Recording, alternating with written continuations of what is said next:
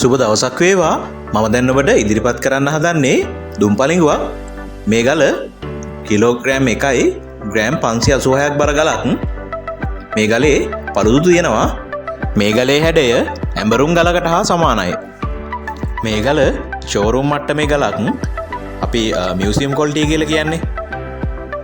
ඒ වගේමයි ඇත්රූප හෝ විවිධ කැටයම් කපන කෙනෙකුට මේ ගල ඉතාම වටිනවා.